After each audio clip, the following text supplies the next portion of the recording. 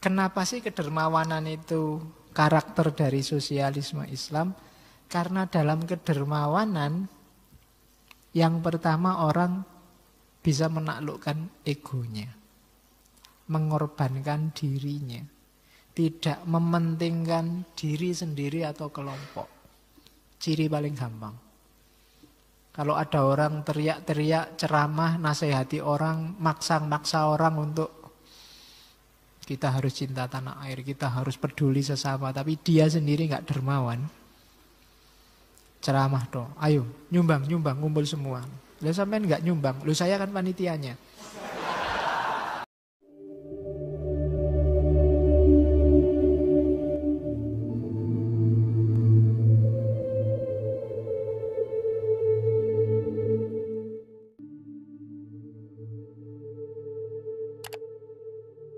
Ada dua pilar sosialisme Islam. Pilar yang pertama kedermawanan. Omong kosong kalau orang ngomong sosialisme, ngomong persaudaraan, kebersamaan kalau tidak ada kedermawanan. Kita saudara ya, kita manusia yang sama kita, tapi terus pelit, tidak ada gunanya. Gunanya kesadaran egaliter, kepedulian, persaudaraan itu kan untuk biar kita mudah berbagi. Tidak ada yang satu sangat senang, yang satu sangat susah. Kan arahnya ke situ. Tidak sekedar merasa kita manusia yang sama, tapi juga berbagi kesedihan dan kesenangan yang sama. Di antara jalannya kedermawanan. Harus ada kedermawanan. Kalau tidak ada kedermawanan, yang tadi diomongkan di depan semuanya itu omong kosong. Kedermawanan itu kerelaan setiap orang untuk berbagi dengan apa yang dia miliki. Kalau di Quran kan bahkan kamu belum disebut bertakwa kalau belum memberikan yang kamu cintai. Jadi bukan sesuatu yang sudah bekas. Jadi bukan hanya mantan yang dikasihkan ke orang lain, tapi lebih afdol lagi yang masih dicintai. Jadi kalimatnya Al-Quran kan begitu. Belum disebut bertakwa sebelum memberikan tunfiku mimma tuhibbun. Jadi kalau ingin jadi orang mulia, berikan yang kamu cintai. Itu kalau yang dikasih mau loh ya. Kadang-kadang kamu cinta tapi yang lain dikasih nggak mau, kayak gitu aja dikasih pak. Oke, barang maksudnya bukan orang. Nanti kamu orang. Terus jadi kedermawanan. Kenapa sih kedermawanan itu karakter dari sosialisme Islam? Karena dalam kedermawanan yang pertama orang bisa menaklukkan egonya, mengorbankan dirinya, tidak mementingkan diri sendiri atau kelompok. Ciri paling gampang. Kalau ada orang teriak-teriak, ceramah, nasihati orang, maksa orang untuk kita harus cinta tanah air, kita harus peduli sesama, tapi dia sendiri nggak dermawan. Ceramah dong, ayo nyumbang, ngumpul semua. Lu sampean nggak nyumbang, lu saya kan panitianya. Doa itu kan. Ya. Yang lain disuruh dermawan, dia ngakune panitia. Oke. Nah, itu menunjukkan bahwa kita nggak cuma ngomong loh. Egalitarian itu ada efeknya, rela berkorban untuk yang lain. Nggak harus saya duluan. Kepentingan saya dipending dulu, nanti kita seneng bareng-bareng. Nah, itu semangat kedermawanan. Bisa sih saya beli mobil yang terbaru, edisi paling baru, enggak lah. Edisi di bawahnya dikit, yang sebagian kasih saudara-saudara yang mungkin cuma butuh sepeda, ontel, mungkin cuma butuh. Nah, itu kedermawanan namanya, kepedulian sosial. Ya meskipun bukan konyol, bukan altruis. Kalau altruis itu dirinya sengsara, orang lain yang bahagia, enggak begitu. Nah, itu namanya konyol. Bahagia ya bareng-bareng. susah, ya jangan terlalu jauh jaraknya. Ya memang ada orang tertentu ya sumpek, tapi ya enggak usah jauh-jauh lah jaraknya. Kita berbagi dikit, biar mereka juga merasakan hidupnya lebih bahagia.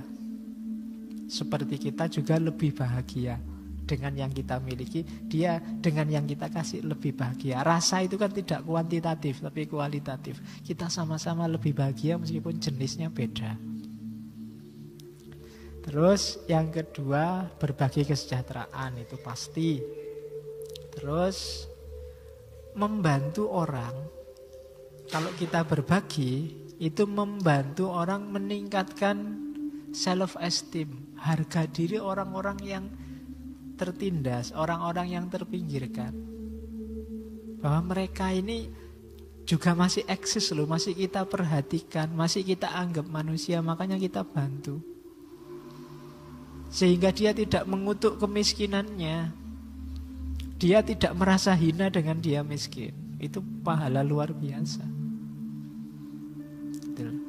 Jadi mengorbankan kepentingannya untuk orang lain. Ya, misalnya kamu punya teman satu kos, kamu punya pacar, dia enggak punya. Ya enggak harus tiap malam minggu kamu apel lah. Dari 1 bulan mungkin 1 minggu kamu sama temanmu itu yang satu. Kasihan dia tiap malam minggu sendirian. Misalnya, loh itu kan berbagi. Dia merasakan malam minggu tidak sendiri meskipun hanya 1 minggu, kamu juga meskipun terkurangi 1, tapi kan di minggu yang lain kamu bisa sama dia. Itu contoh kedermawanan. Oke, jadi mengorbankan milikmu sedikit meskipun yang kamu cintai, kan begitu. Oke, ini loh hakikatnya kedermawanan itu. Jadi dermawan itu bukan kok terus rata.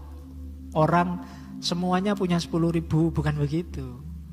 Bukan sama rata katanya Pak Cokro, tapi sama rasa. Itu loh. Kalau kamu bahagia, ya mbok kamu bikin yang lain yang sedang tidak bahagia itu bahagia. Meskipun kadar kuantitas bahagianya beda. Kalau kamu bahagianya punya mobil baru, tetanggamu itu mungkin hanya punya sepeda Honda baru sudah bahagia. Mbok kamu berbagi dikit, itu loh maunya. Jadi hakikatnya kedermawanan itu bukan ratanya, tapi rasanya. Kalau sedang susah ya susah bareng-bareng, meskipun mungkin level susahnya beda, kesulitan yang ditempuh beda. Sedang seneng juga begitu. Jadi yang dilahirkan adalah sama rasa. Kita senasib ya, kan begitu. Oke, terus pilar yang kedua, kalau tadi kedermawanan, yang kedua persaudaraan. Jadi sosialisme itu omong kosong kalau tidak ada persaudaraan. Kalau menganggap rival, kita tiap hari nganggap yang lain saingan. Kalau di Pak Cokro disebut kata dasar sosialisme itu dari bahasa Latin socius, bahasa Belanda maker, bahasa Indonesianya sahabat, teman, bahasa Jawane konco, bahasa Arabnya sohabah. Jadi pertemanan. Makanya Nabi sama sahabatnya itu sangat egaliter. Tidak disebut murid, tidak disebut santri. Santri-santrinya Nabi, misalnya Abu Bakar, Umar, kan tidak begitu. Sahabat-sahabatnya Nabi egaliter. Makanya oleh Pak Cokro disebut sosialis Islam itu. Jadi pertemanan dasarnya itu persaudaraan. Saya bilang tadi, kalau saudara kan mudah, apa-apa lebih enak. Kalau memberi sama saudara itu kan tidak berat. Tapi kalau ke orang lain kita beratnya luar biasa. Oke, terus ya zaman dulu katanya Pak Cokro, ini baru geser ke Islamnya. Jadi zaman dulu sosialisme ini, misalnya zaman Nabi, itu sukses luar biasa. Kenapa? Semangatnya semangat agama. Agama itu kan menyentuh dasar emosi kita. Cuma belakangan gerakan-gerakan sosialis katanya Pak Cokro mulai meninggalkan agama, apalagi yang basisnya Marx dan kawan-kawan. Hasilnya apa? Jadi materialistik. Hitung-hitungan materi. Siapa yang dapat lebih banyak? Jatuhnya yang seperti kita saksikan, jungkir baliknya sosialisme, runtuhnya banyak negara komunis. Kenapa? Kehilangan visi Tuhannya, kehilangan visi agamanya. Padahal justru sejak awal kan tadi Pak Cokro mengingatkan, perekat yang paling kuat bagi orang yang beragama itu agamanya. Yang bisa sangat menggerakkan orang yang beragama loh ya, yang percaya sama agamanya, itu agamanya. Maka agama harus jadi sumber solusi, jadikan dia kekuatan. Jangan sebaliknya, saya bilang tadi, agama sering jadi sumber masalah. Dia jadi blok bagi pengembangan diri kita, dia jadi penghalang. Kita salah memposisikan agama. Dulu gerakan-gerakan sosialis yang dilakukan oleh para nabi itu sukses. Kenapa? Dasarnya agama. Ya kayak sosialisme yang digagas oleh Pak Cokro. Jadi kelirunya di situ katanya Pak Cokro. Jadi persaudaraan, dasar yang kedua. Baik kedermawanan atau persaudaraan, basisnya agama. Makanya disebut sosialisme Islam. Kenapa Islam? Indonesia 90% Muslim. Kalau ingin berjuang membebaskan diri dari penjajahan Belanda, yang Muslim kompak aja perjuangan sudah 90% sukses. Tinggal beberapa yang lain. Kan itu logikanya Pak Cokro. Jadi kalau ini bisa dimanfaatkan, ini kekuatan yang luar biasa. Sebenarnya logika ini bisa kita pakai hari ini. Cuma sayangnya kita sudah terlanjur fragmentasinya luar biasa. Kita pecahnya terlalu banyak. Jadi ngumpulinnya pelan-pelan satu-satu. Yo, disadarkan mau, cuma yang menyadarkan harus dari kelompokku. Kalau dari kelompok yang lain nggak mau, yang lain sesat semua. Logika kita kan begitu sekarang. Itu yang agak susah kita bersatu lagi.